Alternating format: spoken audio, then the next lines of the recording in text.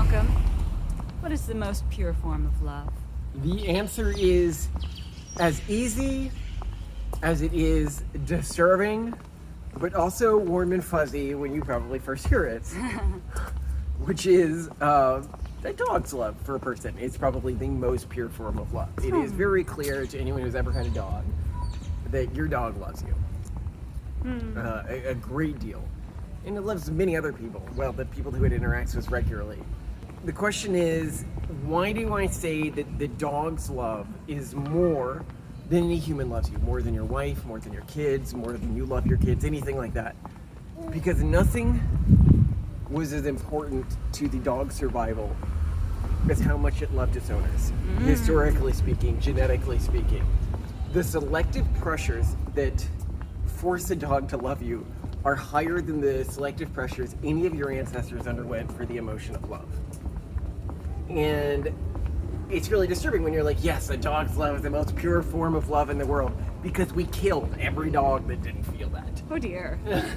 Not killed, but at least didn't allow them to breed. But let's be honest, we've seen how people treat livestock today and how people treat dogs in other situations. I wouldn't be surprised if that happened over and over again throughout the centuries. Yeah, I guess so. Jeez. So the most pure form in the world is a dog's love for a person. I suppose an interesting question is, why don't cats have the same thing? And it's because they served a very different function in early human society. Cats are obligate carnivores while dogs are not. And that means that cats were very important to human grain storage.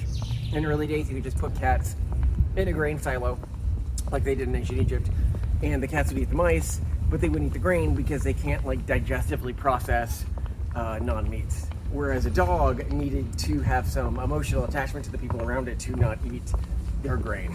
Huh. Well, not that dogs would just eat grain, but you understand. And dogs were also around a lot earlier than that, and they were more focused on hunting and more cooperative things.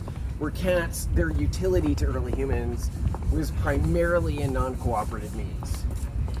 That is very interesting.